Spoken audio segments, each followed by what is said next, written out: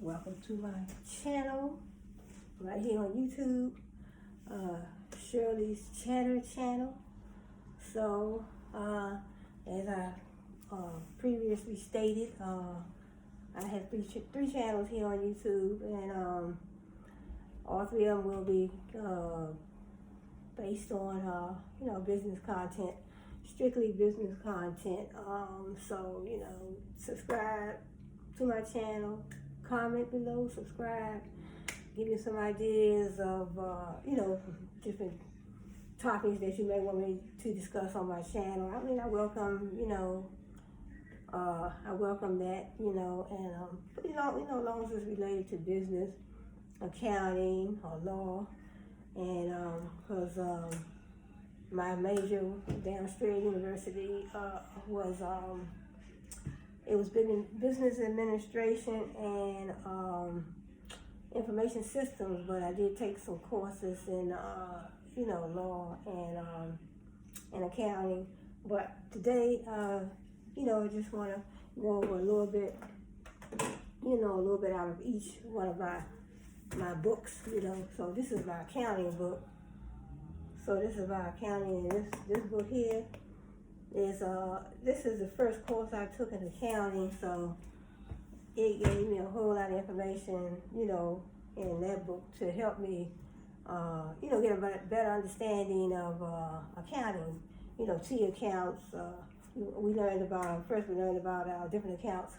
We had the revenue account, the cash account, prepaid rent, account, the accounts payable accounts, office supplies. We had office supplies account, inventory account. So different accounts that we learned. So once we learned those accounts, and then we learned, how to implement those different accounts, in your T account.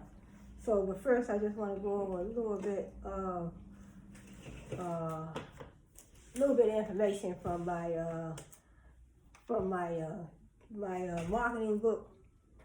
So marketing. So I talked about in my previous video marketing, advertising, and promoting. So I talked about those terms: marketing, advertising, and promoting.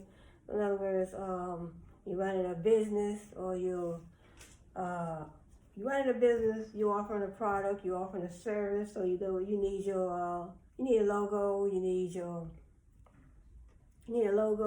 your labels, so that way you can put your labels on your products, because your labels with your logo on them, that distinguishes your company from the next company's brand. So that distinguishes your company from the next company's brand. And so that is the first, step, I guess I would say. Well, the first step, I guess I would say would be finding, a product or service that you want to market. Find out what niche you want to get into, so, just do some research, find out about the niche before you get into it, find out about your competitors, do some benchmarking, checking out different companies, doing research on other companies. Those are your competitors, so you see what they're doing. So in other words, if you want to get into the hair industry, the beauty industry, the hair, you want to find out about these, bundles, and you want to find out about the bundles of different types of hair. So I did. I used to make the wigs. I went on YouTube and I found out how to make the wigs. With the mannequins.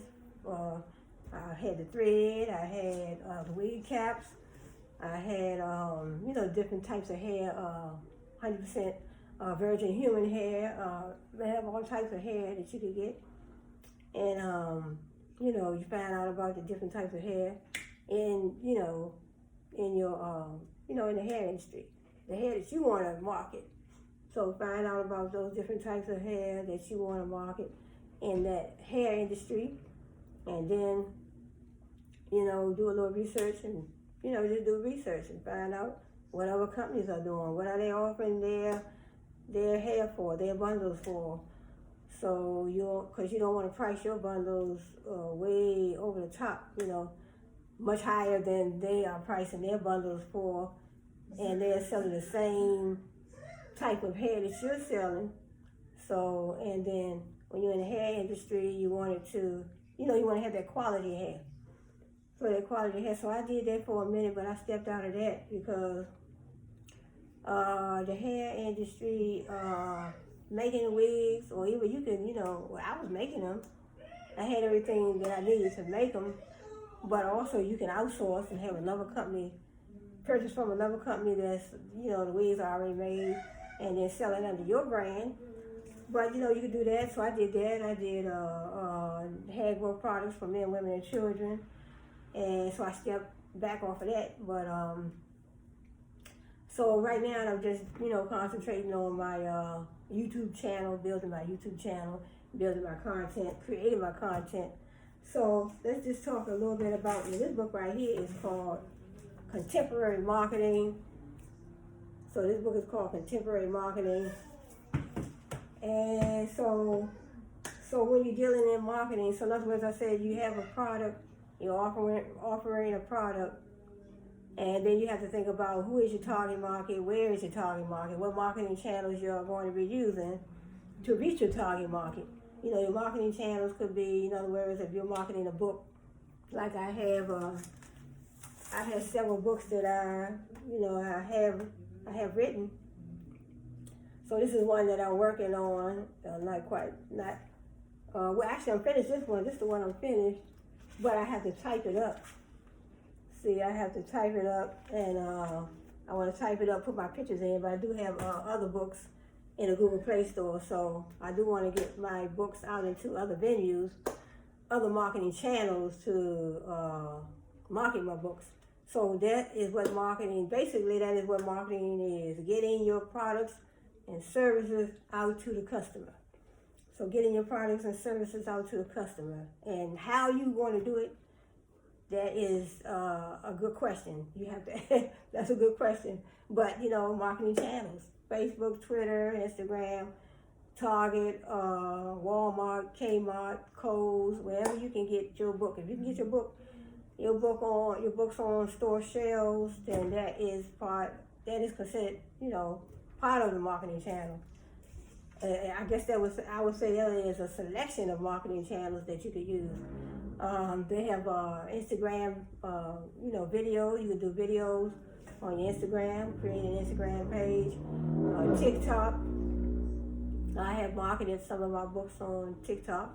Every time I talk about my product, every time I stand up there and present my product and show my product to my potential customers, my target market, that is marketing.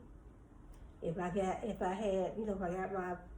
my books on store shelves, like I have my books in a Google Play Store. So all my books, I think it's about 7 of them. So I usually do the children's books. So that is marketing as well. My books in the Google Play Store, so that is marketing because I'm getting my products out there. I'm getting my books, which is my product. My books are my products. So that is me getting my products, which are my books, out to the potential customer. So marketing, getting your products and services out to the customer, branding, trademarking. That's when you have your logos and your labels on your product. That way, on your product and your services. So that is the way to distinguish your product and your brand from the next company brand. So let's talk about quality. In other words, you have a product, you want to offer quality, you want to offer great customer service, you want to offer just all around customer satisfaction. So quality describes the degree of excellence or superiority of an organization's goods and services. It is a broad term that encompasses both the tangible and intangible characteristics of a good or service. In a technical sense, quality can refer to physical traits such as durability and reliability. So quality, it can refer to durability, reliability. So in other words, durability, say for instance you are marketing anything you're marketing. Say for instance you're marketing sunshade, these are reading glasses, sunshades. So whatever you're marketing, reading glasses, sunglasses, whatever you are marketing, you want it to have that durability. You don't want to market nothing you don't want to market nothing, getting it out to the customer and find out that it's cheap and they spent their money on it, and when they got it, it broke in half, it broke into pieces. So that would not be durability and reliability. Say for instance, you buy a bicycle for your kids, and it is, the kid, your son or your daughter was on the bike and they were riding it, and then the back wheel fell off. So that would not be a product that is reliable. That would not be a product that is reliable, and you would not want to even go back to that brand that you purchased that bike from for your kid. And then we have customer satisfaction. Quality also includes the intangible component of customer satisfaction. So if you're producing a product, or you're buying it from another company, you're outsourcing it, selling it to your customer, you definitely want to make sure that the customer is going to be satisfied. So if the customer's not satisfied, they're definitely not going to come back. Then they're going to spread the word and say, hey, well, don't shop over there at that brand because they don't have no good customer service. I was not satisfied when I went there and purchased. I purchased a bicycle for my son, and I was not satisfied. So then you have to keep the customer satisfied so they can come back. You have to make the customer want to come back to your brand. You want to maintain that competitive advantage. You want to offer the products at a lower price. You want to offer the products or services at a comfortable location, a great location. You want to offer products that, do what you say they are going to do. You want to be a company that, innovative, creative, and always making sure that the products and services that you present and sell in your marketing strategy, getting it out to the customer, that, your products and services do it, that you say they are going to do. It satisfies the customer. So that's the main focus. So then we have, let's say, the history of the quality movement. Traditional efforts to improve product quality involved end of the line inspections. Workers at the end of the assembly line weeded out finished products that did not meet quality specifications. So back in history, they're saying that products, when companies were, manufacturing different products, if the products didn't meet the standard, quality standard, far as being, a quality product that a customer, in other words, you're a company, you know yourself whether or not that product is of good quality before you even try to market it to the customer. So, you can't fool yourself, because that the product is definitely, it's either going to be some trash or it's going to be something that the customer wants. And it says statistical quality control. Statistical quality control employs statistical techniques to locate and measure quality problems in production and marketing activities. So statistical quality control. In other words, statistical quality control, that means it's like a process, it's a system they have, companies may have set up so they can find out if the products and services are of quality. If the products and services are of quality, see, employing statistical techniques. So it's like a system. You use certain techniques to see if those products are going to be quality enough. I would say quality, because if you marketing something and you're marketing products and they don't have the quality that the customer want and need, and then you selling them, you have them on store shelves, you have your website, customer is definitely going to let you know. Customer will definitely let you know. Then we'll talk about the ISO 9000, International Standards for Quality Management and Quality Assurance developed by the International Standards Organization in Switzerland for the European Union. Contributing to the worldwide interest in quality in the 1990s are the European Union's ISO 9000 standards, International Standards for Quality Management and Quality Assurance. These standards were developed by the International Standards Organization in Geneva, Switzerland, to ensure consistent quality among products manufactured and sold throughout the nations of the European Union.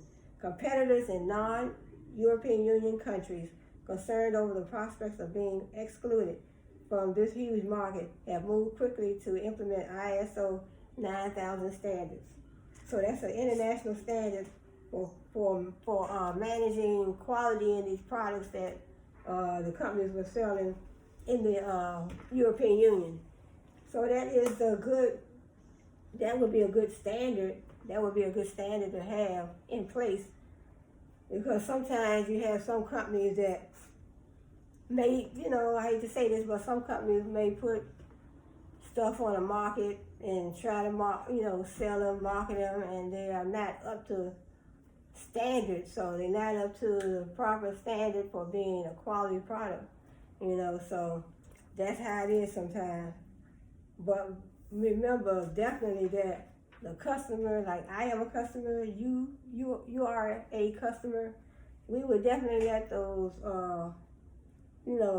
the company brands, certain company brands, no. Even if you go to Target, Walmart, Kmart, any of those large brands that has been around for years, even if you go to them and find, you get home that you purchased something and you find that there was a defect, in other words, you buy a t-shirt, a pair of pants, or you never know, it could happen, but I know it has never happened to me. So I can't remember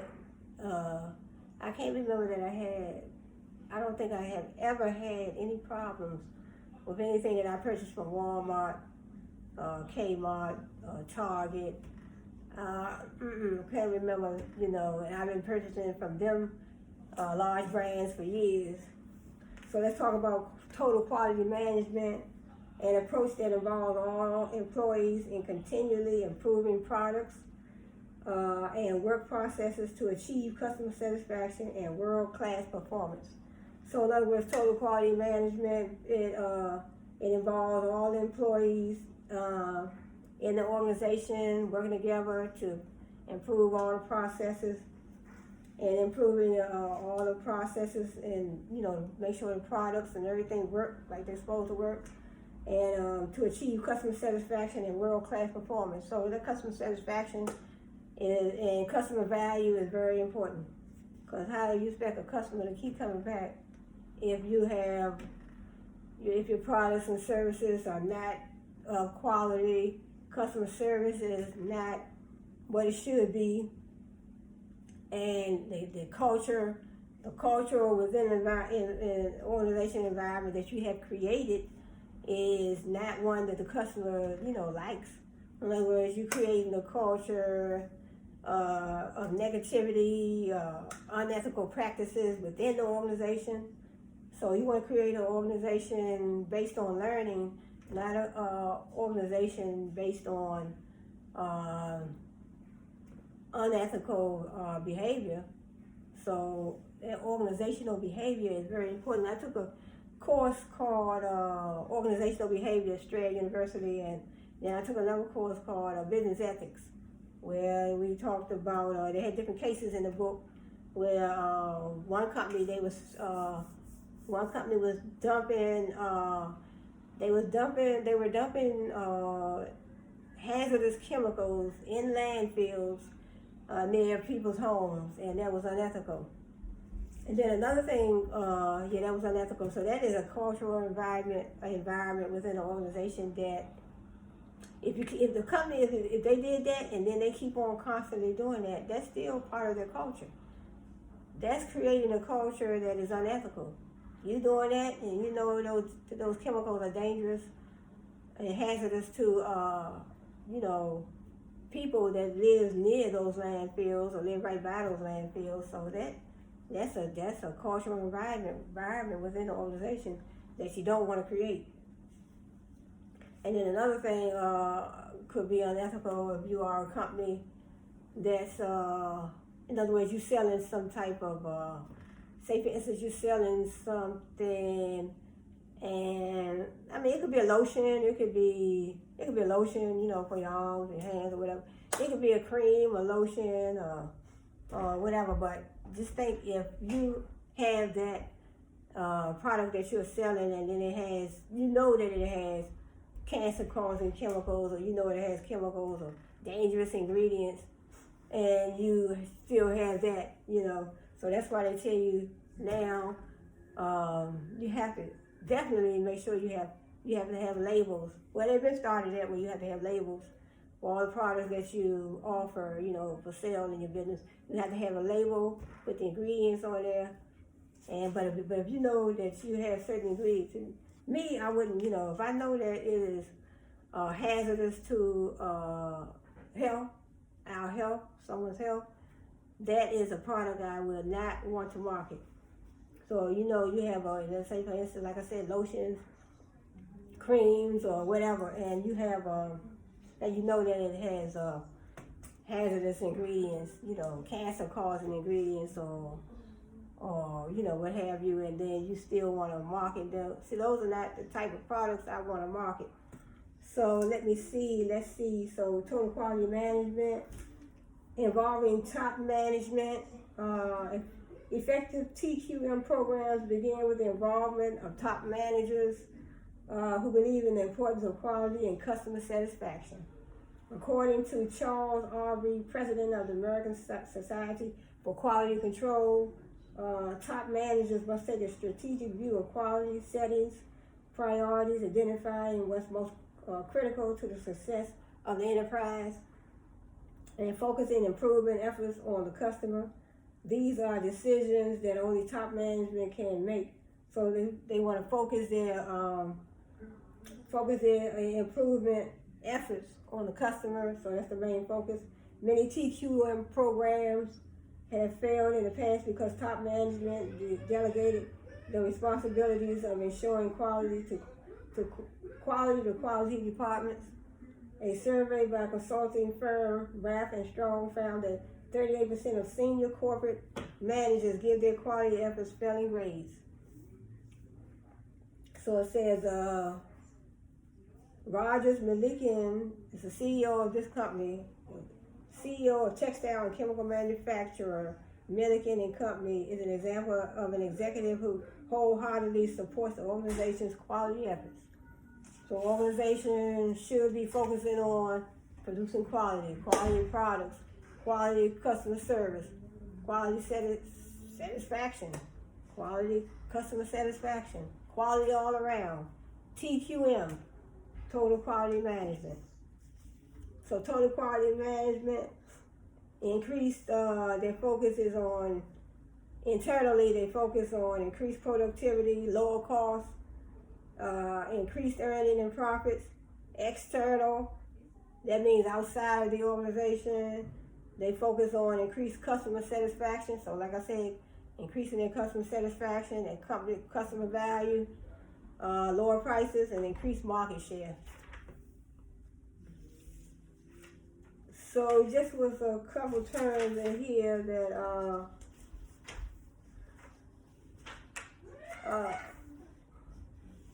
cost of quality, costs associated with poor quality such as scrap, rework, and loss of customers. So the cost of quality, in other words, if you don't have a quality product, or you don't have your services are not sure they are not of quality, because you could be doing nails. What if you're doing nails? What if you're running a salon that you're doing nails, but you find out that the nail polish that you're using is not the quality, is not of quality, and then all the other ingredients that you have that you're using when you're doing nails are not of quality, but you're charging a certain price to to do somebody's nails. In other words, just speculating, I would say for instance, you just spend $10 and you got all the stuff that goes in one nail treatment, but you selling it, you're pricing the nail, one nail, you say one nail selection of somebody's hand, two hands, you're doing a nail, you say, look, that's $40. But you didn't pay for $10 for all the ingredients. You got the cheapest ingredients you can find. You had the nail polish, you had the cuticle remover, you had the treatment that goes on before you put the polish on, so you didn't pay that much, but you went and got the cheapest products you can find. That would not be quality for your, because customers want quality going on their nails. They don't want you putting that cheap stuff on their nails that's going to mess their nails up. So they want quality ingredients in your products when you're doing those nails. So that's why I say critical success factor. That would be a critical success factor. They would not be a success if you don't improve in that area.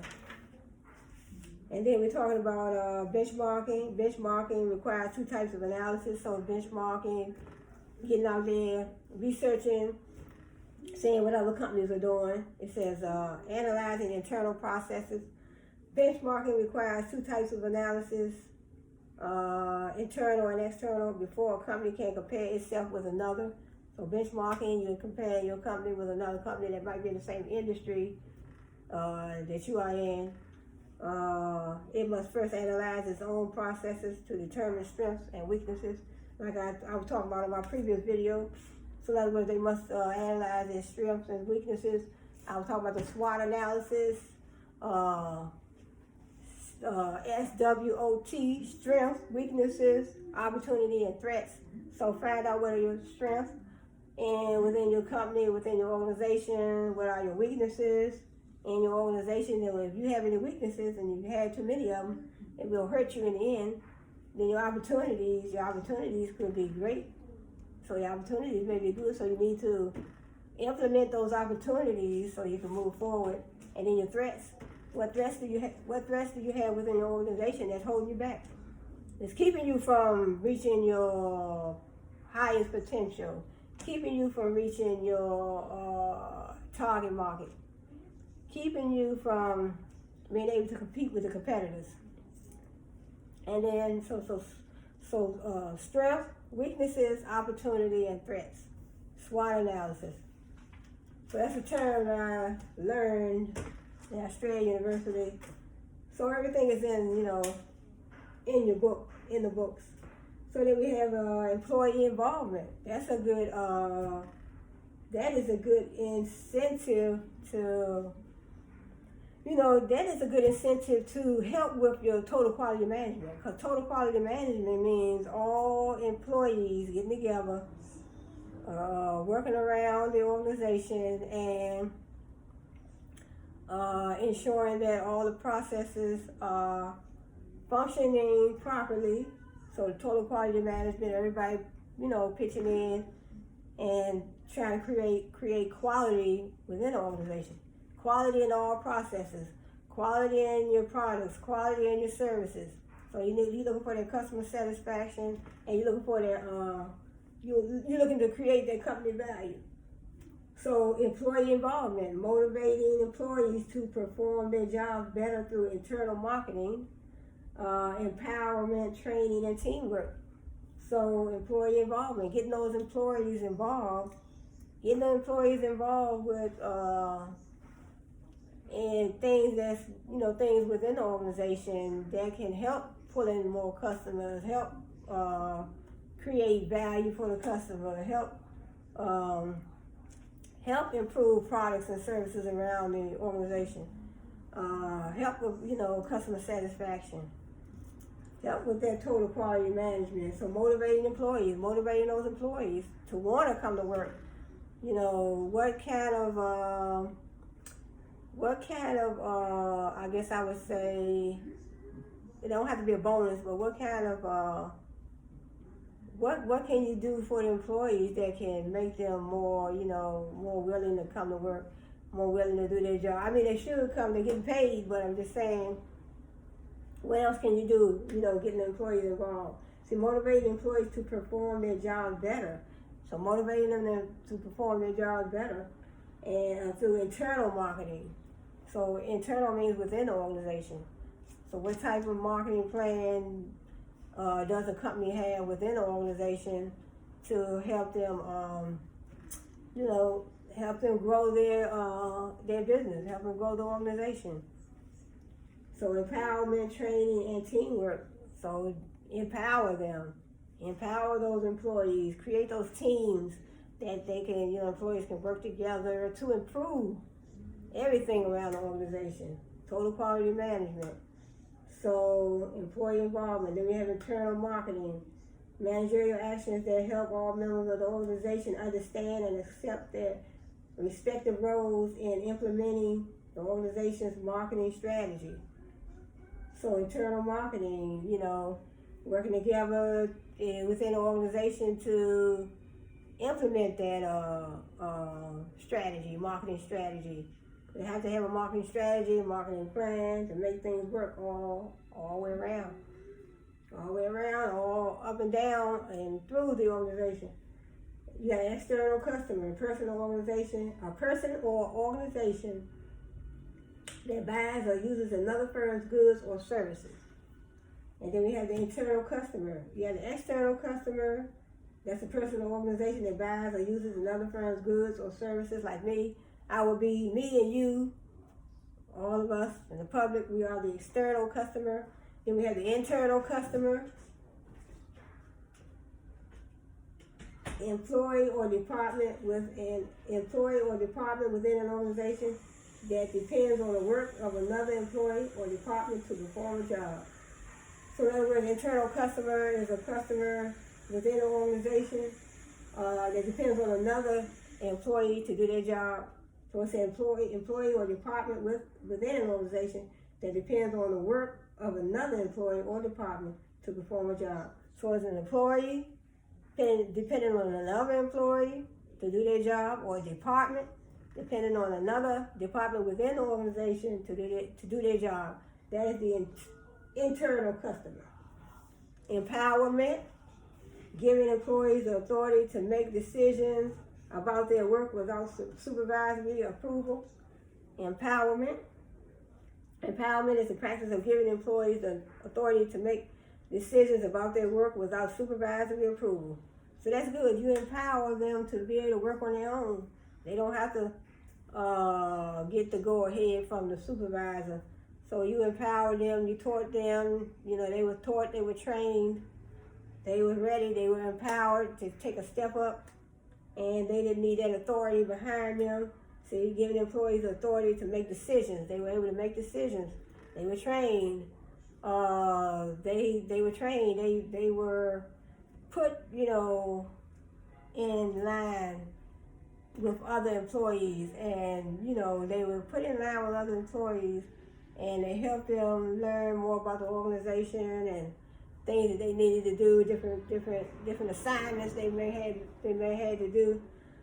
had to do, and so they were empowered. They were, because you can't just say, somebody come on a job and they haven't been there for a while, and then now you want them to take over doing this and doing that, and they hadn't been there no more than about a week or two, but I assume I assume that empowerment probably means that it probably will be employees that've been in the organization for a while and know, they know they've probably been trained, and they know, and they've watched the manager, supervisor do things, and he showed them how to do things, and they observed, they were trained, and then, hey, now it's time for you to step up and empower some other employees because you're in a good position and you've been here for a while.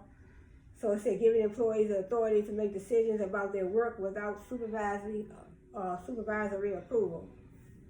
Empowerment can be a highly effective marketing strategy since customers appreciate it when an employee has the authority to handle a transaction or a complaint efficiently without having to take the time to check with a supervisor. So they didn't have to say, they've been empowered. Now they don't have to check with the supervisor. They can make the decisions on their own. They might say, well, you know what, let's have this employee over here. I want to have this employee over here now. I want him to go take care of those first 2 floors. You know, take care of those floors, and this employee, you go over there, you do this, and you go tell another employee to go ahead and do this and that. They don't have to worry about going through this supervisor. So that employee will, you know, implement those tasks, those assignments for the other employees. We have a self-managed team, group of employees who work with little or no supervision. A self-managed team, so almost like empowerment. You have an empowerment person, empowerment team. Self-managed team is a group of employees who work with little or no supervision. Team members schedule their own work. Are trained to do, as I said, trained. I figure the empowerment employees would have to be trained. So they are trained to do other employees' jobs and are responsible for the quality of their work and accountable for performance results. So we have at Eastman Kodak, the Zebras, 1,500 employees who make black and white film, work in self-managed teams that are responsible for making hundreds of types of film for Kodak's Health Sciences division. So we have total quality management and product strategy.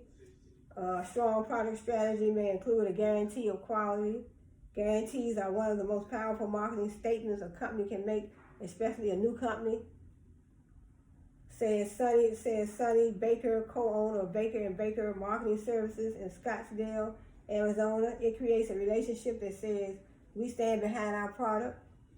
So a strong product strategy is letting customer know we stand behind our products and services. We have a TQM and promotional strategy. Promotion is a way for marketers to communicate their message of quality through a mix of personal selling, advertising, public relations, and sales promotions. Customers today want accurate information to aid them in their purchasing decisions. Yep, customers want accurate information. So we need accurate information to help us make a decision of what we may want to purchase. Like, you can go in a store, you might see a bicycle that you want, and you might say, you know, you want to know about each one. You might want to know, or you might just want to know about 2 of them, because you might want to make a decision based on the 2 bicycles that you like. You know, you might have 2 that you like, but you can't decide which one you want to buy. So you definitely, it says in the sales promotions, it says customers today want accurate information. So you want accurate information on both of those bicycles, so you'll see. So when you're ready to make your decision, you know what? I want this one because it has the features that I'm looking for over this other bike. This other bike doesn't have the features that I want.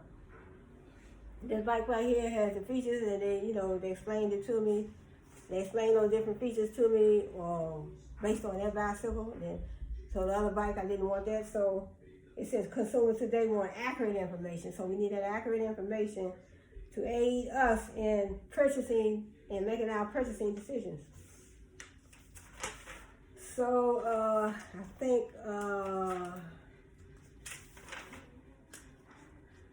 so this was a few terms, just a few little terms I wanted to go over in this marketing book. I think that's it.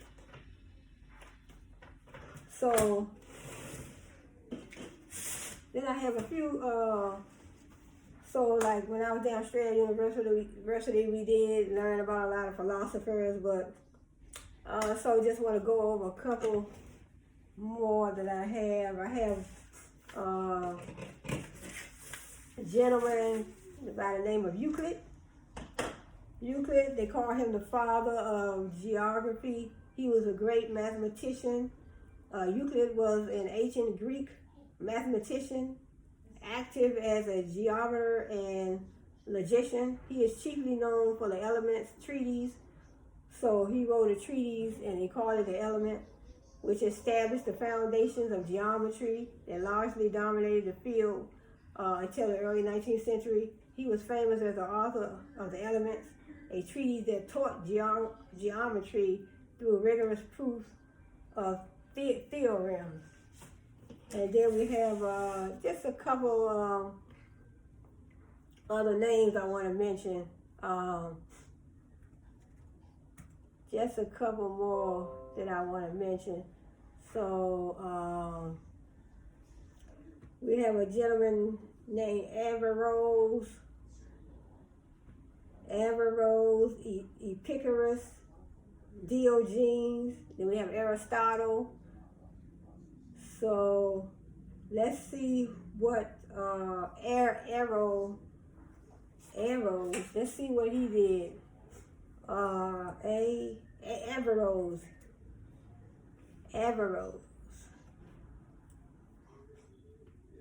Okay, it says Averroes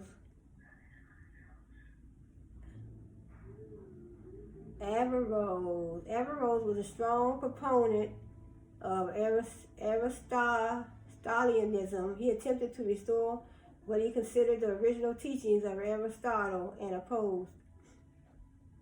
He opposed let me click on it and see.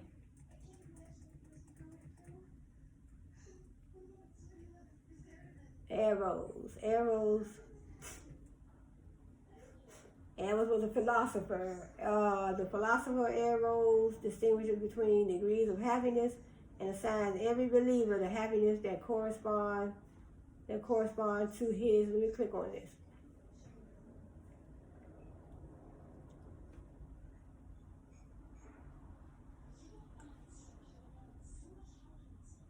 Okay, it says, let me start. Okay, the philosopher Averroes, let me see where I can start from the beginning. It's a whole lot.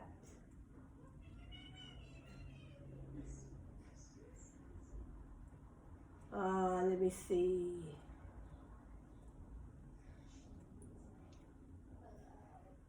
Averroes sees much common ground between the Sharia and Plato's general laws, notwithstanding his conviction that the Sharia is superior to the Nomos. He accepts Al-Farabi's equation of Plato's philosopher king with an Islamic imam or leader and lawgiver, but leaves it open whether the ideal ruler must also be a prophet. The reason for this may well be that as a sincere Muslim, he was a Muslim, Averroes holds that Muhammad was the seal of the prophets who promulgated the divinely revealed Sharia. I don't know what the Sharia is, I have to look that up. Once and for all. Moreover, Averroes exempts Muhammad from the general run of prophets, thus clearly rejecting the psychological explanation of prophecy through the theory of emanation adopted by the other philosophers. No trace of this theory can be discovered in Averroes' writings, just as his theory of the intellect is strictly and purely Aristotelian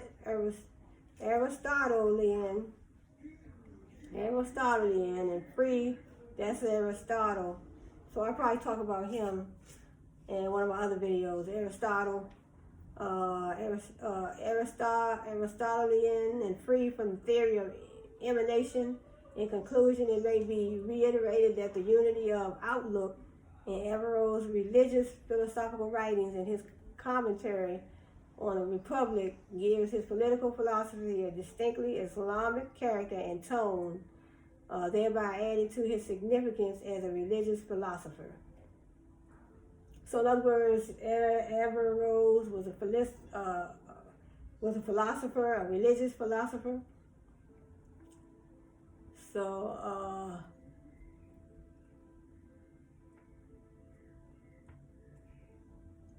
then we have Plato. We do have Plato. He was born in 427 BC, Athens, Greece. Died 348 to 347 in Athens. He was a student of Socrates. So I talked about Plato and Socrates on one of my other videos. So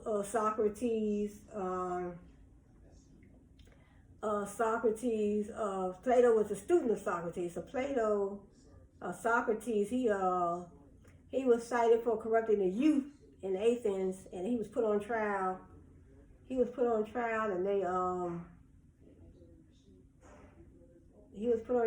they told him that he didn't have to drink the fatal hemlock, but he drunk it and died. So it says Plato was the student of Socrates and founder of the Academy, best known as the author of philosophical works of unparalleled influence, building on the demonstration by Socrates that those regarded as experts in ethical matters did not have the understanding necessary for a good human life. Plato introduced the idea that their mistakes were due to their not engaging properly with a class of entities he called forms, chief examples of which were justice, beauty, and equality. So that's Plato. Plato introduced the idea that our mistakes were due to our not engaging properly with a class of entities called forms, and chief examples of which were justice, beauty, and equality. Whereas other thinkers in Plato himself in certain passages,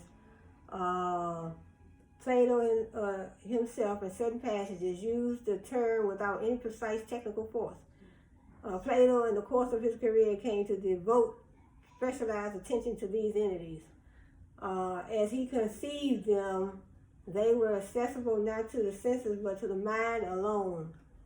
And they were the most important constituents of reality, underlying the existence of the sensible world and giving it what intelligibility it has. In metaphysics, Plato envisioned a systematic, rational treatment of the forms and their interrelations, starting with the most fundamental among them, the good or the one. In ethics and moral psychology, he developed the view that the good life requires not just a certain kind of knowledge, as Socrates had suggested, but also habituation to healthy emotional responses, and therefore harmony between the three parts of the soul, according to Plato: reason, spirit, and appetite. His works also contain discussions in aesthetics, political philosophy, theology, cosmology, epistemology, and the philosophy of language. His school fostered research not just in philosophy narrowly conceived, but in a wide range of endeavors that today would be called mathematical or scientific. So that's Plato. Plato, as a young man, was a member of the circle around Socrates. Since the latter wrote nothing, what is known of his characteristic activity of engaging his fellow citizens in conversation derives wholly from the writings of others, most notably Plato himself. So that's a little bit about Plato. I have another one. I have a few of them on here. Epicurus. Let's see what Epicurus did. So it's so many different philosophers. Epicurus. So I didn't write them down. I just wrote name down. What Epicurus can teach us about freedom and happiness. Epicurus. So Epicurus, I wish I could show Epicurus. So this is Epicurus. Let's see.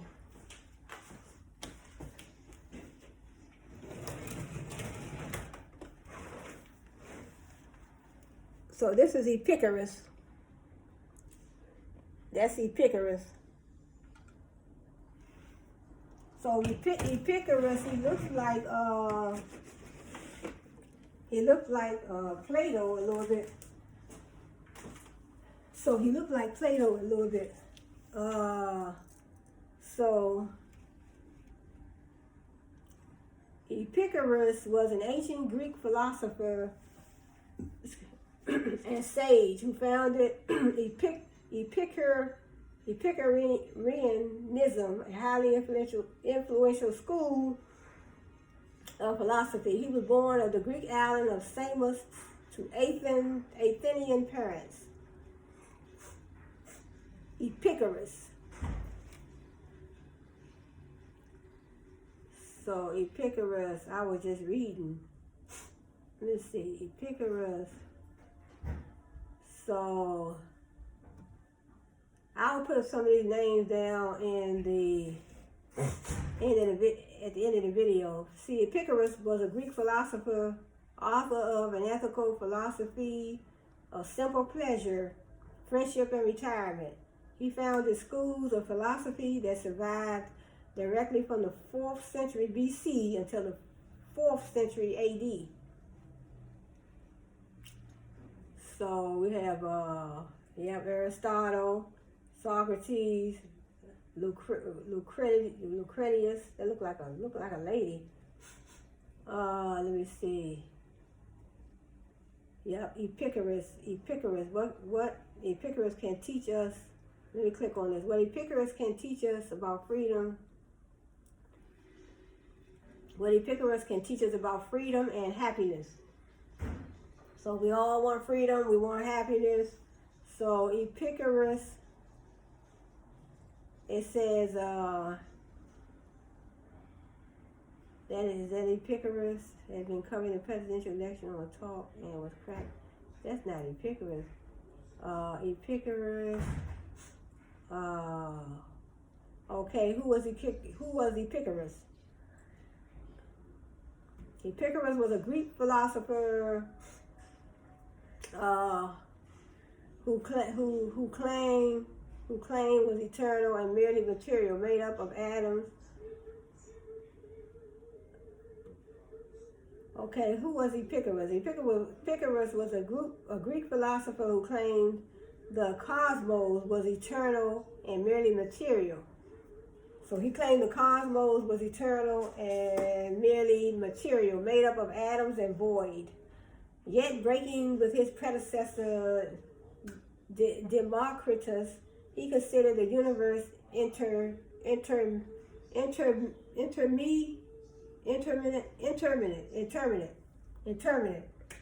In the realm of ethics, Epicurus taught that the purpose of human life was the pursuit of happiness, which could be achieved by the measured study of the natural world and adherence to a prudent and temperate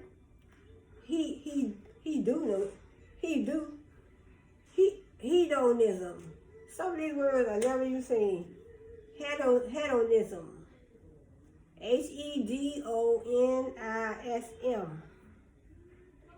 He counseled men not to fear their own death. So this is Epicurus. He counseled men not to fear their own death, saying, "Foolish therefore is the man who says that he fears death, not because it will pain when it comes, but because it pains in the prospect. Whatever causes no annoyance when it is present causes only a groundless pain in expectation. Death, therefore, the most awful of evils, is nothing to us, seeing that when we are, death is not come, and when death is come, we are not." He considered friendship as the utmost means of securing wisdom, saying, "Friendship dances around the world, abiding us all to awaken to the recognition of happiness, the same conviction which inspires confidence that nothing we have to fear is eternal or even of long duration, also enables us to see that in the limited evils of this life, nothing enhances our security so much as friendship." So he says nothing enhances our security as much as friendship. So we need friendship sometimes nowadays. Well, today is kind of hard to even say you have a friend, but yeah, I guess you have to be careful nowadays. People that you have around you, you can't trust so easily. Even if you've been knowing somebody for years and years and years, sometimes they can, turn the opposite way, go the opposite way against you. So it just takes some time. So he says, nothing enhances our security so much as friendships. He advised men to avoid vain ambitions such as the pursuit of fame, exorbitant wealth, and political power for their own sake. So he advises men to avoid vain ambitions such as the pursuit of fame. So in other words, don't worry about so much pursuing to be famous. Said he advised men to avoid ambitions such as the pursuit of fame, pursuing fame. Sometimes you pursue fame and it could be hazardous and dangerous because sometimes, you got to be careful who you have around you and who you associate yourself with, who you make friends with. You can say, I want to be famous, but I mean, the class of people that you're going to be around, that's because, can you be famous by yourself? Can you make yourself famous by just being home and doing things, running a business by yourself? But do you have to be famous? Are you only famous when you're out there in the public eye, or you on a TV show where you have to be around different people and you never know what may happen? But so he advised men to avoid vain ambitions such as the pursuit of fame, exorbitant wealth, and political power for their own sake. Rather, he thought wise men would be strong and self-sufficient and take pride in their own personal qualities, not in those that depend on external circumstances. So take pride in your own qualities and not depend on external circumstances. In other words, don't depend on nobody else. Take pride in your own qualities that you have. Don't depend on external circumstances. So that will mess you up all the time. And Epicurus. Pain is a natural evil. Pleasure a natural good. With the ultimate pleasure being the absence of bodily pain and tranquility of the mind. From his letter to Menocius. When we say then, that pleasure is in and aim, we do not mean the pleasures of the prodigal or the pleasures of sensuality as we are understood to do by some through ignorance, prejudice, or willful misrepresentation. By pleasure, we mean the absence of pain in the body and of trouble in the soul. So by pleasure, we mean the absence of pain in the body and trouble in the soul. So we don't want no pain in our body, trouble in our soul. So that will give us pleasure, make us pleasurable.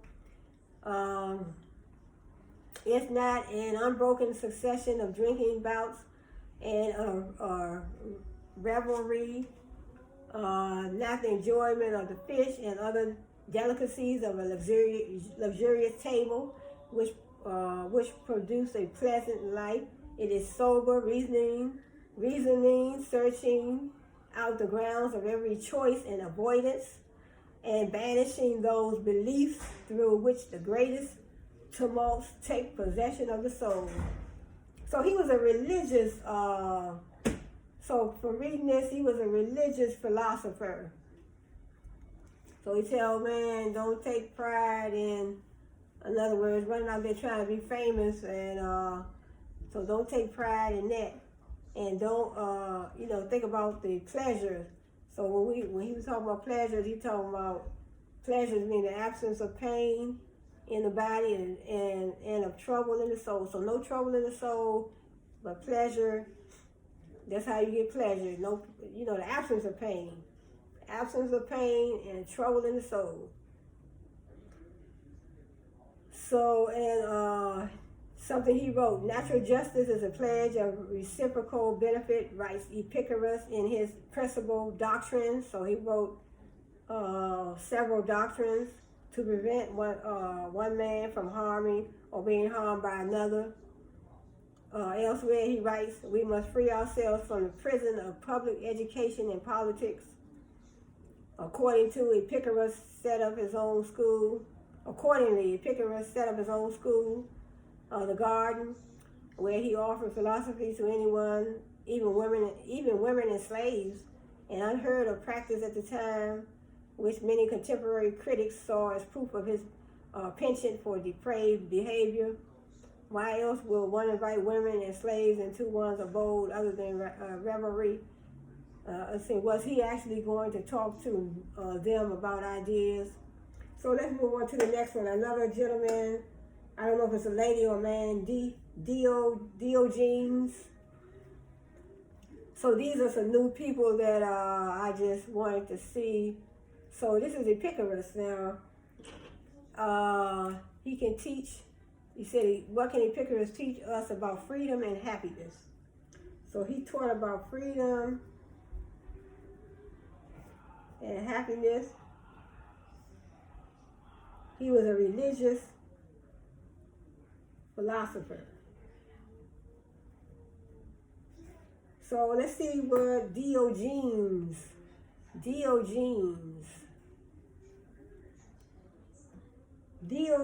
and then I'm going to go to Aristotle, and then we have Pythagoras,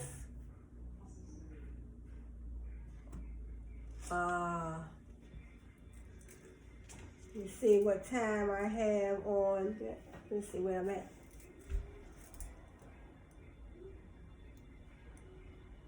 Okay, I'm at an hour, so I'm not going to make the video too long, so let's see Diogenes.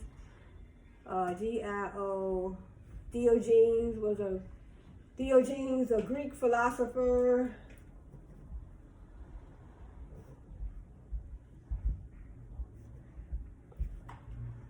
All of them look similar, you know. Diogenes is a Greek philosopher.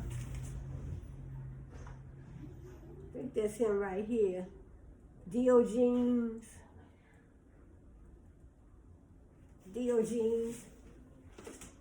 So I'm going to show you a picture of Diogenes. He looks like Plato. That's Diogenes.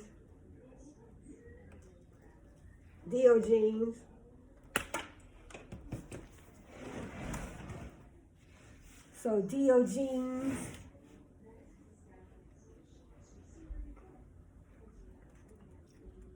Diogenes, also known as Diogenes the Cynic, or Diogenes of Sinope, was a Greek philosopher, and Diogenes was a controversial figure. He was allegedly banished or fled from Sinope. He was born in Sinope and Ionian colony on the Black Sea, the coast of Anatolia in 1412 or 1404. Died at Corinth in 323. He was a controversial figure. So what was Diogenes famous for? Diogenes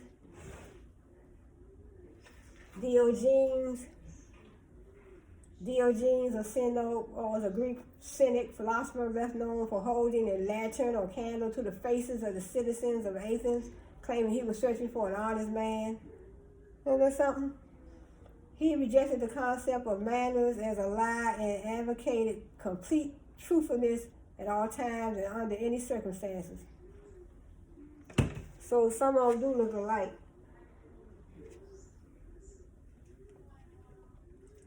So let's see. It says, why did Diogenes call himself a dog? It says Diogenes. It says, as to why he was called a dog, Diogenes replied, because they said he called himself a dog. He said, I fawn upon those who give me anything and bark at those who give me nothing. So he barked at those that give him nothing, so that's why he was considered a dog. He said, because I fawn upon those who give me anything and bark at those who give me nothing and bite the rogues. Sold as a slave, he pointed and said, sell me to this man, he needs a master. The man heeded the advice and entrusted Diogenes with his household. So I don't see the end of it. It says, what did Diogenes say to Alexander the Great?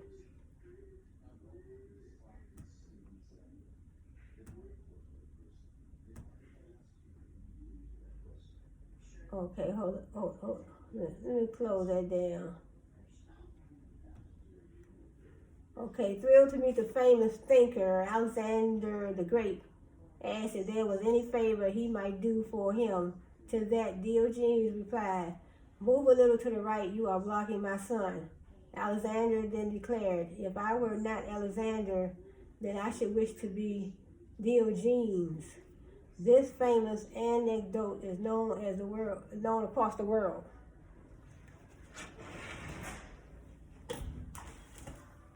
So that is Diogenes. Diogenes, I never heard of him, but I saw, just wanted to, do a little bit research on some of these different people, So,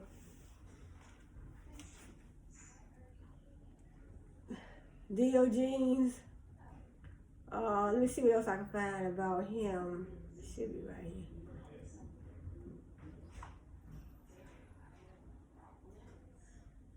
So 6 facts about Diogenes. Six key facts about Diogenes of Sinope, and the school of cynicism. The term cynical has a very different meaning today compared to its ancient roots. The school of cynicism flourished from the 4th century BC onwards, and Antisthenes, a disciple of Socrates, is often considered to be the movement's founder. However, the eccentric Diogenes of Sinope is far and away of cynicism's most famous or infamous follower. In this article, we will explore some key facts about Diogenes and Sinope and the school of cynicism. So I'm not going to read a whole lot.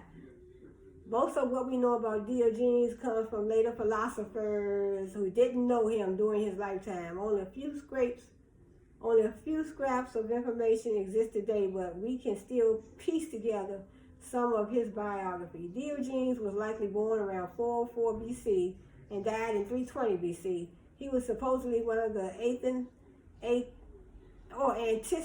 Antisthenes' first pupils, eventually dedicating his entire life to the practice of cynicism.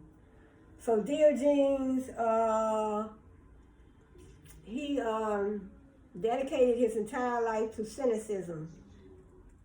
Diogenes began his process when he first arrived in Athens.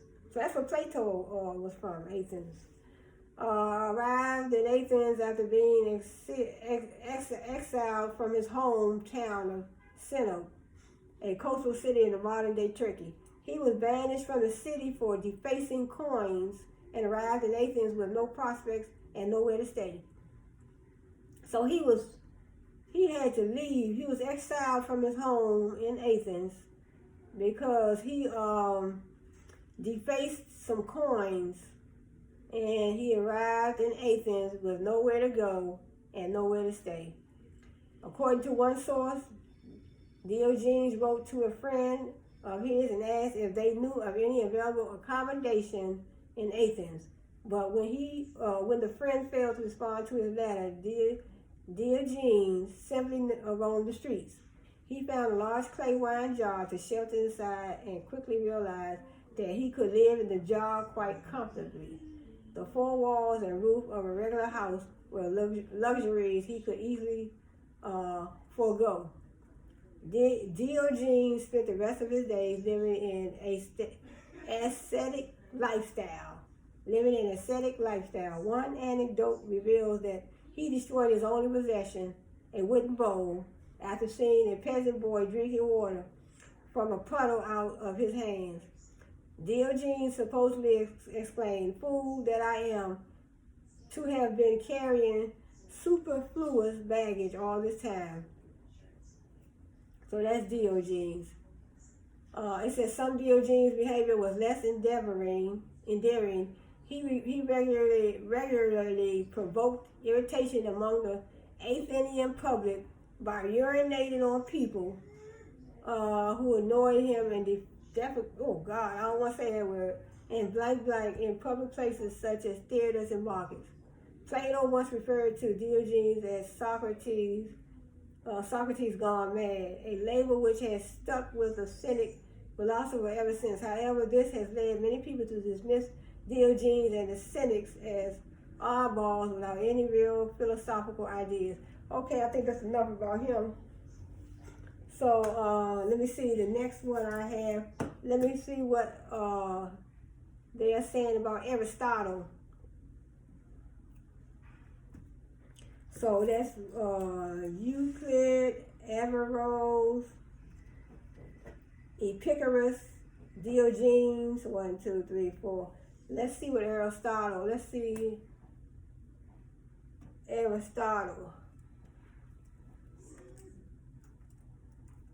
Aristotle was also a Greek philosopher.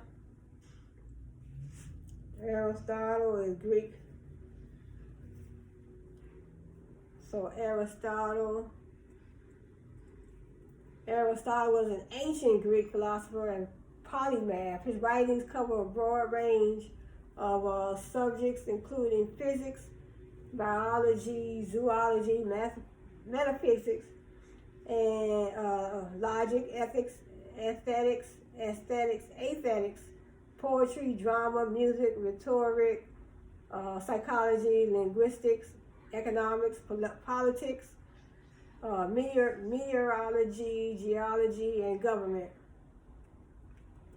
So what is Aristotle best known for? He made pioneering contributions to the fields of philosophy and science. He invented the field of formal logic, and he identified the various scientific disciplines and explored their relationships to each other. Aristotle was also a teacher and founded his own school in Athens, known as the Lyceum. So that was Aristotle.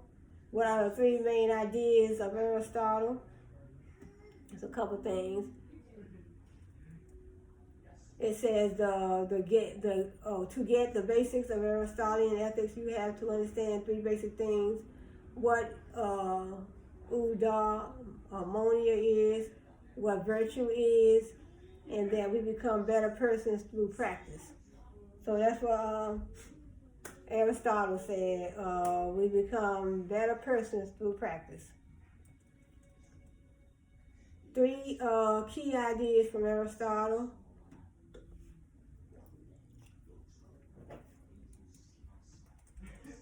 Three key ideas. What does it mean to be happy and to live a good life? How do we focus on what matters and live up to our own potential? Why do some people succeed while others merely get by? So that's a good question. You know that's a real good question. One of the most thorough and compelling discussions of those questions was posed by Aristotle over 2,300 years ago. 2,300 years ago. Really? Given that these questions focus on our conduct, they are ethical questions. I'm going to do my best to share the brilliance of his thinking in something that can be read in 10 minutes. Everyone seeks eudaimonia. That's a Greek translation, literally to having good demons. Many authors translate it as happiness. According to Aristotle, all humans seek to flourish. It's the proper and desired end of all of our actions. Flourishing, however, is a functional definition. And to understand something's function, you have to understand its nature. So to understand the function, you have to understand its nature. Keep in mind that Aristotle, unlike Plato, was an empiricist. That is, he was trying to describe what he was seeing rather than stating what he thought it should be. In Aristotle's schema, there are 4 aspects of human nature, and he is often quoted as saying, man is a political creature. So that's Aristotle. Man is a political creature. Man is a political creature. Aristotle's meaning is much richer than the way it's translated, though, because he means that man is a rational creature who lives in societies. And it says Polius is the plural of polis, from which he get the root poli, that's used in so many words like polite, political, police, etc., that have to do with how we interact in groups. We are physical beings because we are animals. As physical beings, we require nourishment, exercise, rest, and all the other things that it takes to keep our bodies functioning properly. We are emotional beings. We are social beings.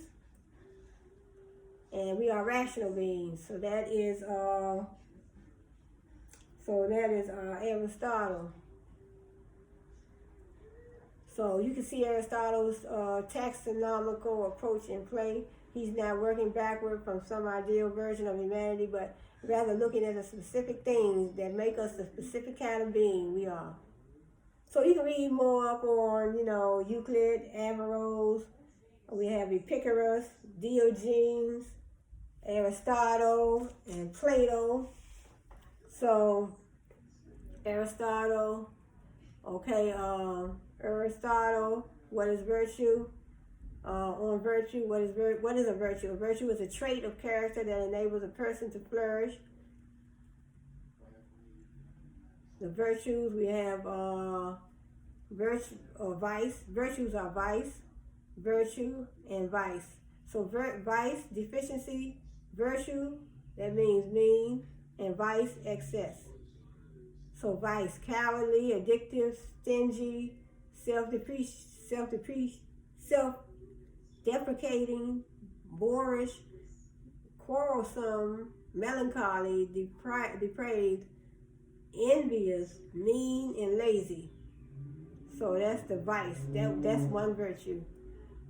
One virtue is vice, but it has a different, a whole lot of different categories. Then we have another virtue that says mean. That means brave, temperate, generous, truthful, witty, friendly, spirited, conscientious, indignant, benevolent, industrious. They slip kind in there, benevolent, that's kind. Then we have vice, which is excess, rash, ascetic, extravagant, boastful,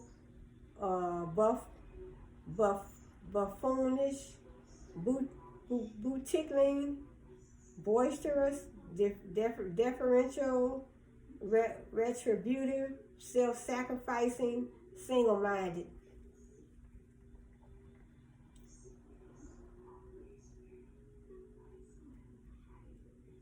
So this is Aristotle.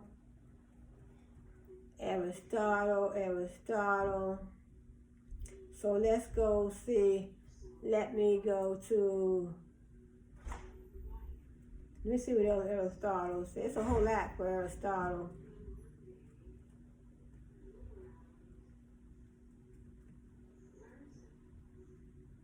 So let's go to Plato. Just a couple, I'm not going to read a whole lot of them, but let's talk about Plato. 1, 2, 3, 4, 5, 6.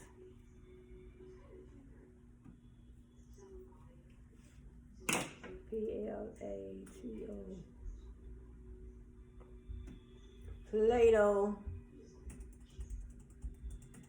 Plato was an ancient Greek philosopher as well, born in Athens during the classical period in ancient Greece.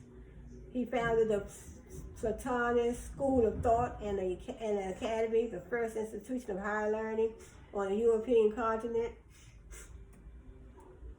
What is Plato best known for? Plato's most famous work is The Republic, which details a wise society run by a philosopher. He's also famous for his dialogues, early, middle, and late, which showcase his metaphysical theory of forms, something else he is well known for. Let me check out some quotes from Plato. Let's see some quotes from Plato.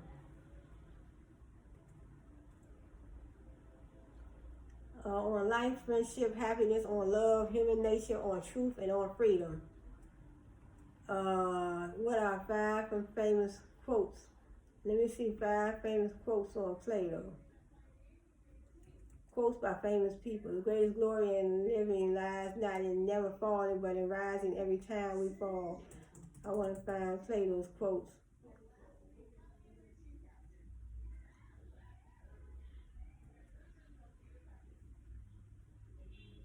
Wisdom and knowledge, Plato.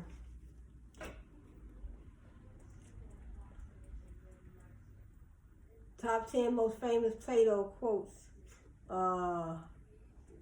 For a man to conquer himself is the first and noblest of all victories, Plato.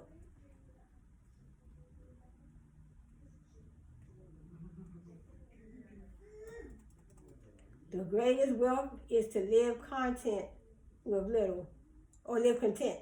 The greatest wealth is to live content with little. The greatest wealth is to live content with little. So in other words, if you don't have a whole lot and you can be content with just having a little, that's the greatest wealth you can have. So that's Plato. We can easily forgive a child who is afraid of the dark. The real tragedy of life is when men are afraid of the light. You know, right? There's something. We can easily forgive a child who's afraid of the dark. The child can be afraid of the dark, but when you have a man, but the real tragedy is when men are afraid of the light.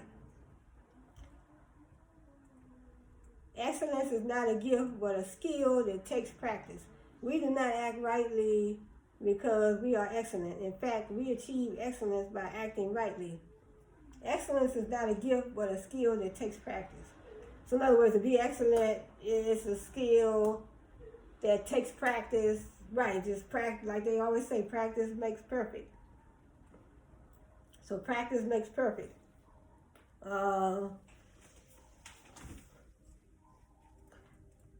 If women are expected to do the same work as men, we must teach them the same things. This is all Plato. You can discover more about a person in an hour of play than a year of conversation. So in other words, Plato said, you can discover more about a person in an hour of play than in a year of conversation.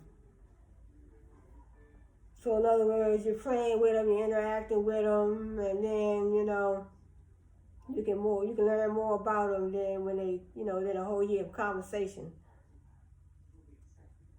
That's Plato's opinion. If you do not take an interest in the affairs of your government, then you are doomed to live under the rule of fools.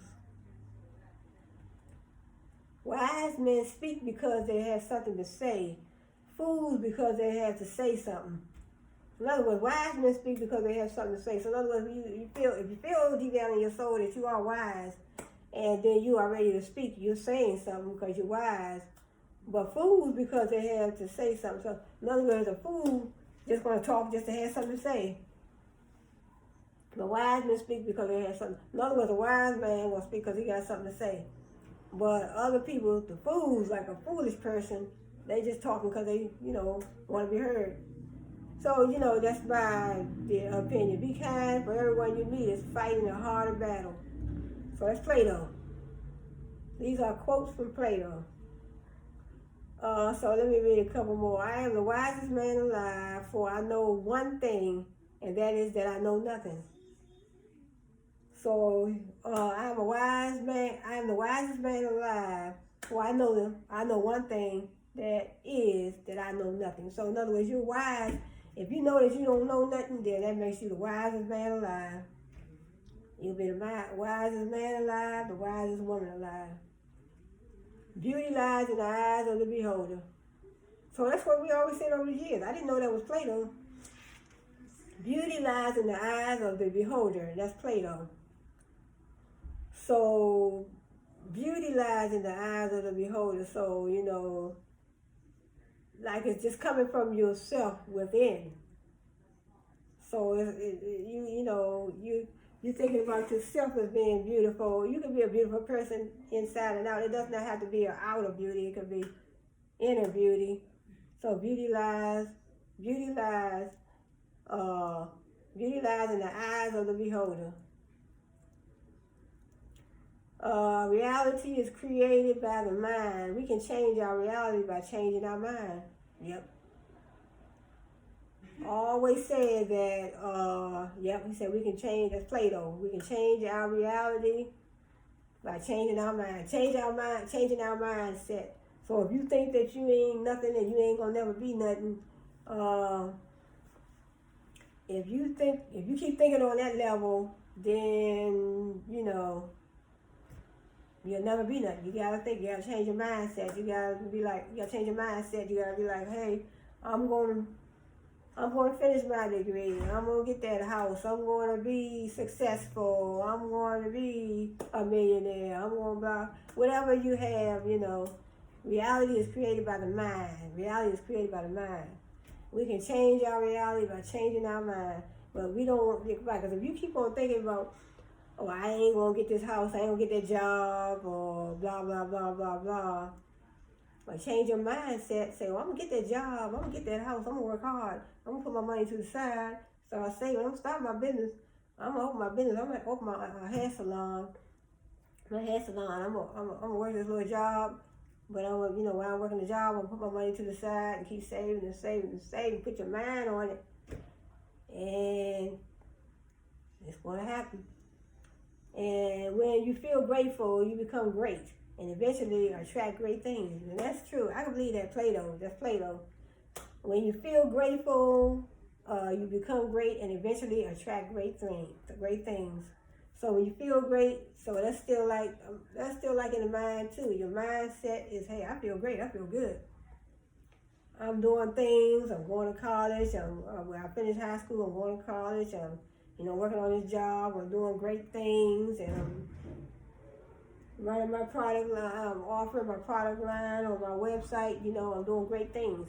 And eventually I attract great things. You never know who might come up and help you, give you some type of assistance or give you some ideas, give you encouragement, just be there to help you grow, help you move forward.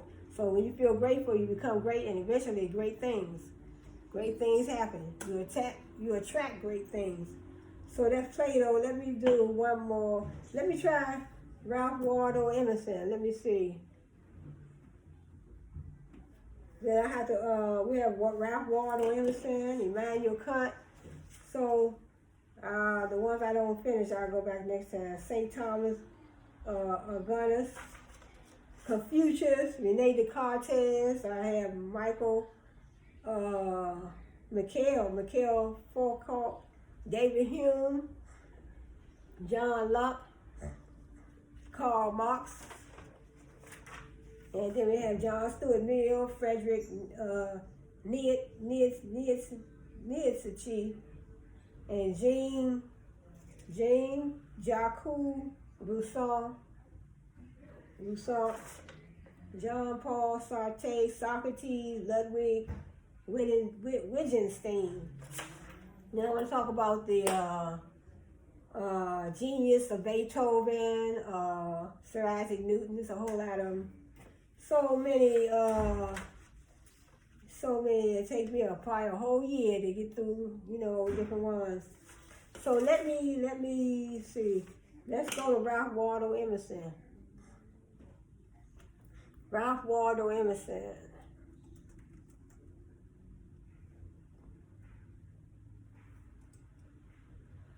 He was an American essayist, Ralph Waldo Emerson. So all the ones I do, I check off. Ralph Waldo Emerson.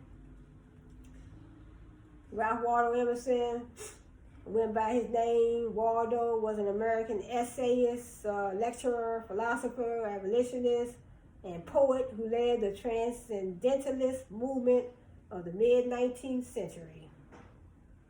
He was born 1803, Boston, Massachusetts, May 25th, 1803. Died April 27th, 1882, Concord, Massachusetts. Let's see, what was Ralph Waldo Emerson mostly known for?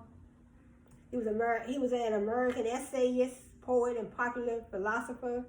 Ralph Waldo Emerson, 1803 to 1882, began his career as a Unitarian minister in Boston, but achieved worldwide fame as a lecturer and the author of such essays as Self-Reliance, History, The Oversoul, and Fate. It says, what is Ralph Waldo Emerson's most famous writing? His most famous work was Ralph Waldo Emerson's Self-Reliance, Can Truly Change Your Life for the Better. Other famous works are the American Scholar's Summary, The Lord's Supper, Nature, St. Augustine, Confessions, Harvard Divinity School Address, English Traits, Representative Men, and his collection of poems. So, Ralph Waldo Emerson, he was an essayist.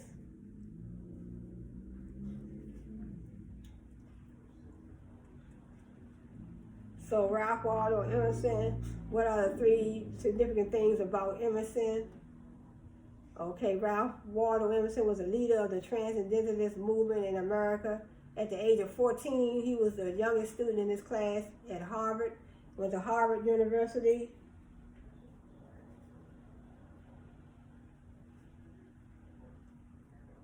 He graduated from Harvard Divinity School as a Unitarian minister.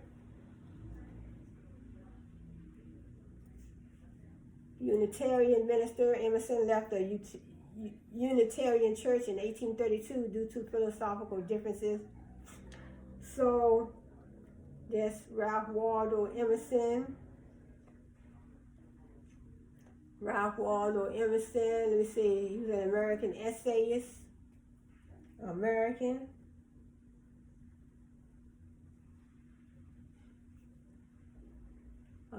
essayist, popular philosopher. He was a philosopher too.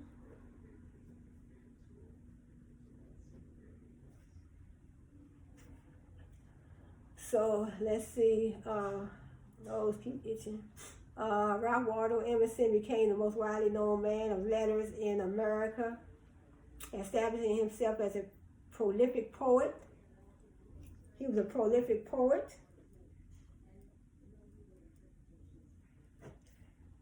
He was a prolific poet, essayist, and popular lecturer.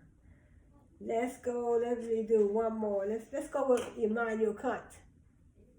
Immanuel Kant. So some of these people you can look up. Immanuel Kant was a philosopher. So I want to show Immanuel Kant what he looked like.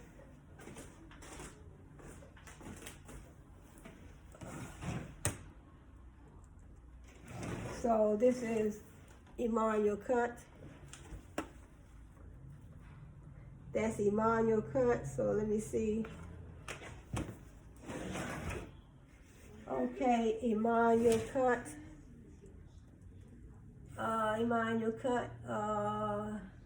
Stanford Encyclopedia of Philosophy. Immanuel Kant, he was a German philosopher and one of the Central Enlightenment thinkers, born in Königsberg. Kant's comprehensive and systematic works in epistemology, metaphysics, and systematic works is epistemology, metaphysics, ethics, and aesthetics have made him one of the most influential figures in modern Western philosophy.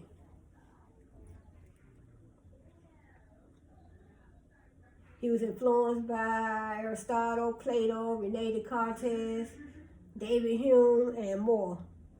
So it's a lot of ones. So I'll be talking about probably Descartes, Rene Descartes, David Hume, Plato, Aristotle. I talk a little bit more about them. What was Immanuel Kant's main ideas?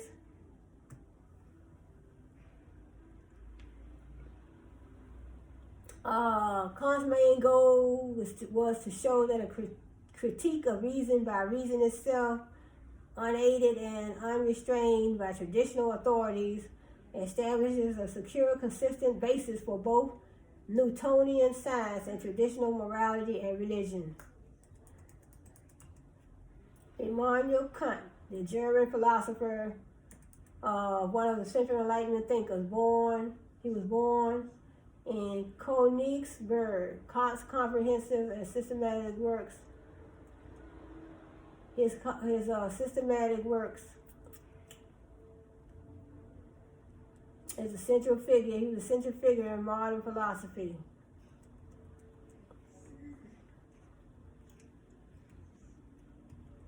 So Immanuel Kant. I'm trying to see if I see anything else. Right here, Immanuel Kant. So you can always check out these different people and purchase some of the books. See, Immanuel Kant, German philosopher whose comprehensive and systematic work in epistemology, the theory of knowledge, ethics, and aesthetics greatly influenced all subsequent philosophy, especially the version, the various schools of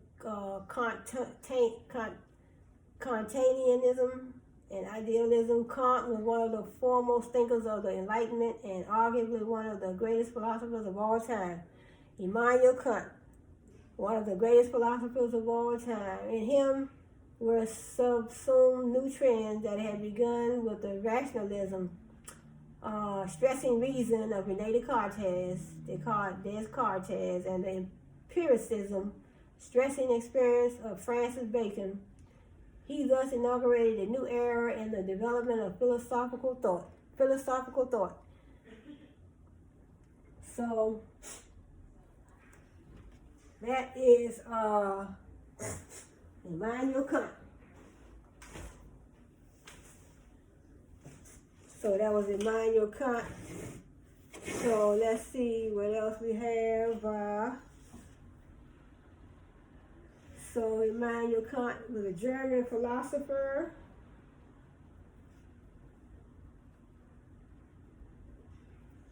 So let's see. Let's see what John Locke talking about. John Locke. A couple more, and then I think I'm going to end this video.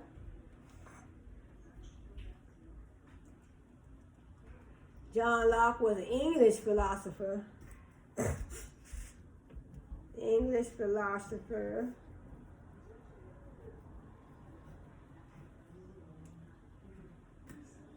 John Locke, he was kind of old in this picture. John Locke, 1632 to 1704, was one of the greatest philosophers in Europe at the end of the 17th century. John Locke, widely regarded as one of the most influential and enlightenment thinkers and commonly known as the father of liberalism. John Locke. So you can read more about him. John Locke. Locke's theory of government postulates that societies in their original condition comprise only individuals without government. Individuals in this state of nature, possess certain inherent rights and liberties which existed independently of government. Locke's theory of government and fundamental constitutional. John Locke's theory of government and fundamental constitutional rights.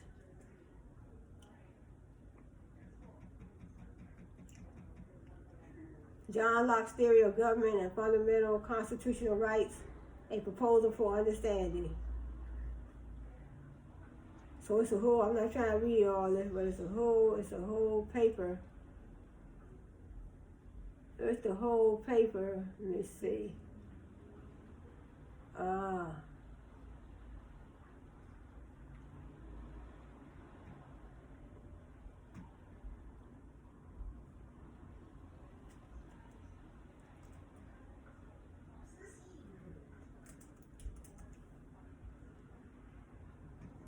Hey, John Locke.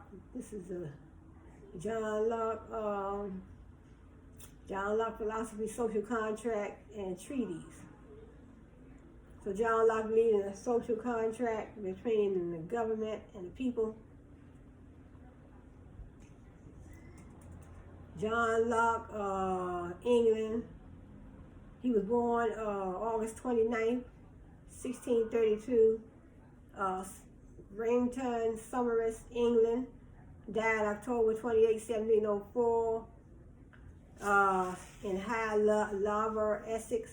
English philosopher whose works lie at the foundation of modern philosophical empiricism and political liberalism. He was an inspirer of both the European Enlightenment and the Constitution of the United States. So he was inspired by the United States Constitution. His philosophical thinking was close to that of the founders of modern science, especially Robert Boyle, Sir Isaac Newton, and other members of the Royal Society. His political thought was grounded in the notion of a social contract between citizens and in the importance of toleration, especially in matters of religion.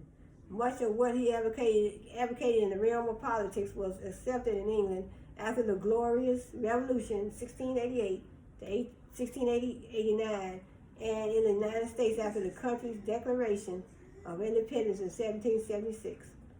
Locke's family was sympathetic to Puritanism, but remained within the Church of England, a situation that colored Locke's later life and thinking. Raised in Pensport near Bristol, Locke was 10 years old at the start of the English Civil Wars between the monarchy of Charles I and parliamentary forces under the eventual leadership of Oliver Cromwell. Locke's father was a lawyer, served as a captain in the cavalry of the parliamentarians, and saw some limited action. From an early age, one may thus assume Locke rejected any claim by the king to have a divine right to rule. So it's a whole lot to read. So, you can read more up on John Locke. So Locke rejected any claim by the king to have a divine right to rule. After the First Civil War ended in 1646, Locke's father was able to obtain for his son, who had evidently shown academic ability, a place at Westminster School in distant London. It was to this already famous institution that Locke went in 1647 at the age of 14. Wow, that was good. At the age of 14, he went to the Westminster School in London because his father saw the potential in him. And it says, although the school had been taken over by the new Republican government, its headmaster, Richard Busby, himself a distinguished scholar, was a royalist. For 4 years, Locke remained under Busby's instruction and control. The boys were not allowed to attend the execution, though they were undoubtedly well aware of the events taking place nearby. Because it says in January 1649, just half a mile away from the Westminster School, Charles was beheaded on the order of Cromwell. So I don't want to read no more about that. Okay, so this is John Locke. So that's John Locke. I think that's the last one. Let's try one more. Karl Marx. I think this will be the last one.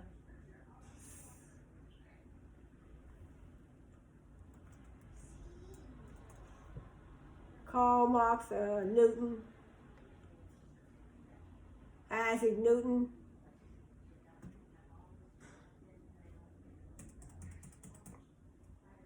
Isaac Newton, in full, Sir Isaac Newton. He was born he was born December the 25th.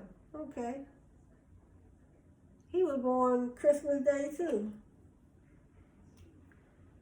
Sir Isaac Newton. I didn't even put him on here, Newton. He was born December 25th, 1642.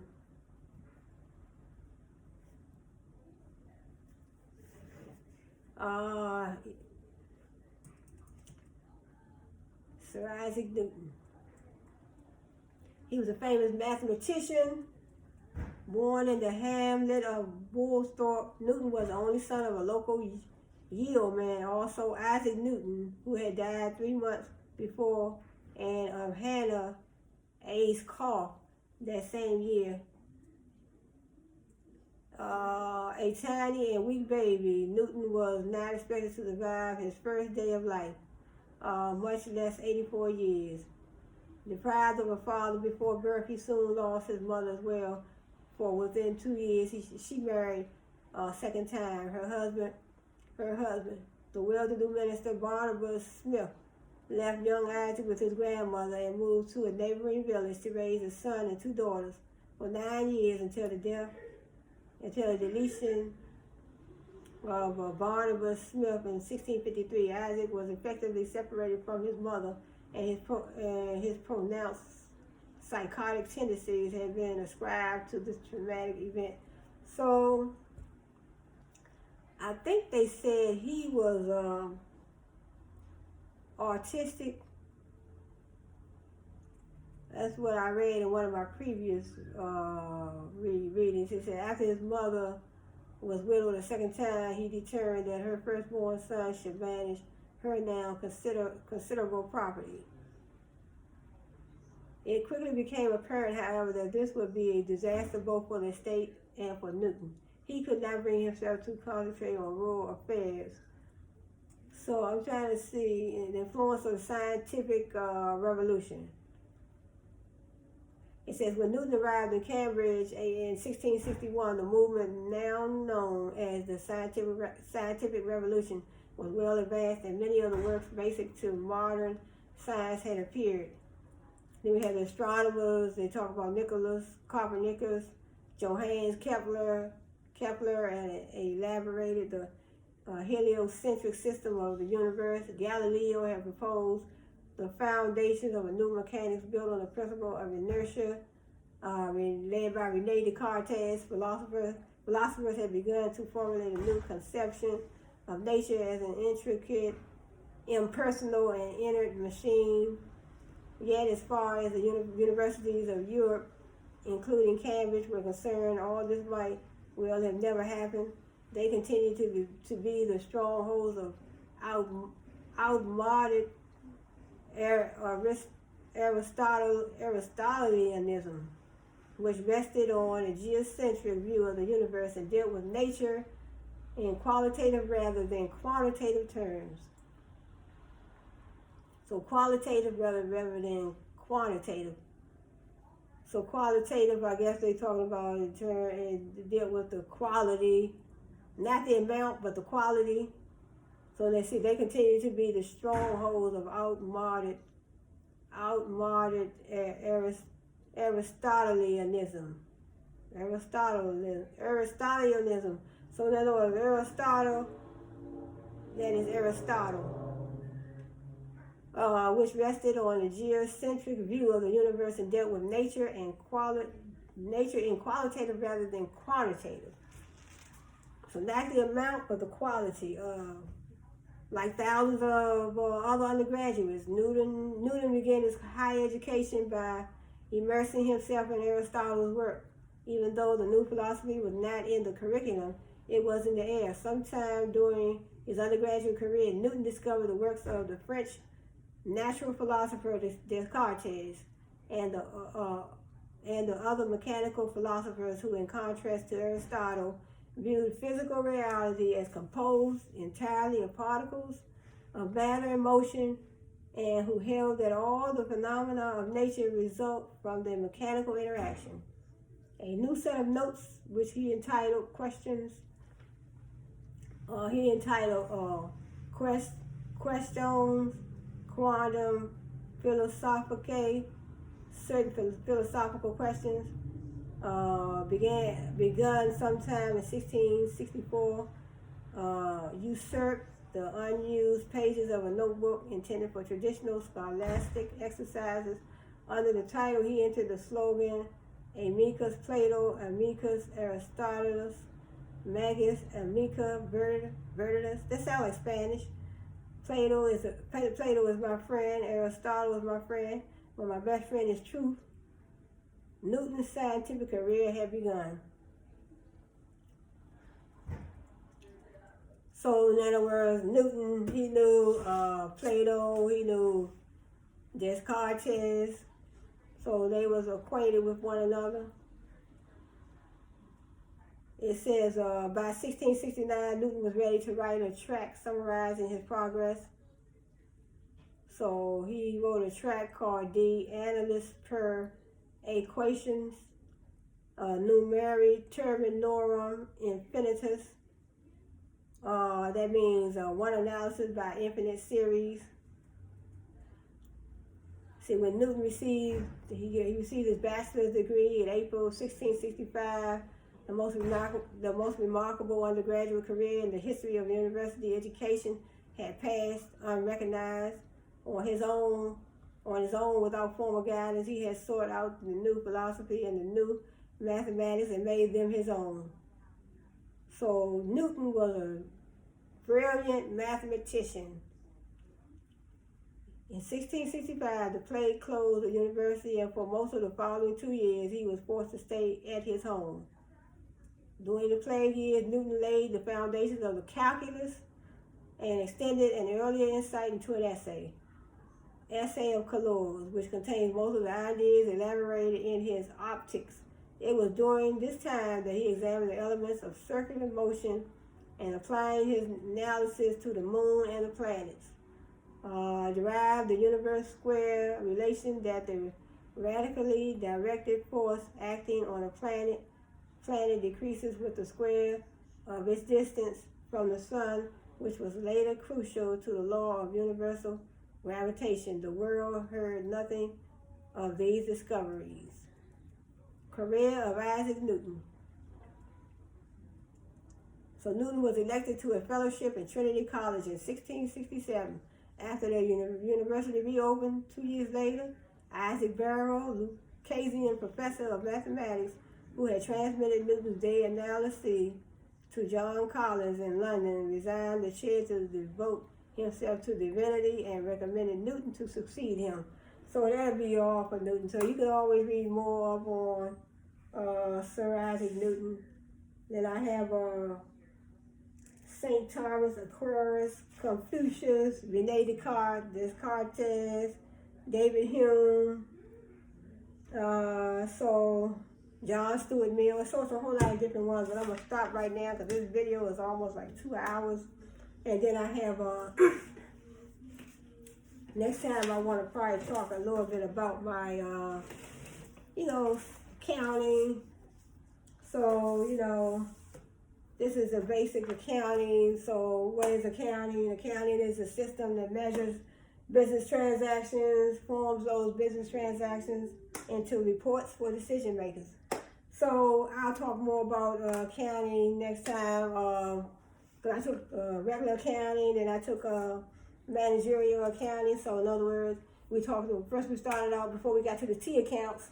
We talked about we had to learn the different accounts. We had you have the cash accounts, the supplies accounts, the inventory accounts, the building accounts. You have accounts payable. You have your accounts receivables. You have different accounts. And then we started out learning about the different accounts, and then we learned about, we went into the T accounts. So before we went into the T accounts, we had to learn which side to put the figures on. So in other words, what side, with your T, you make it like a T.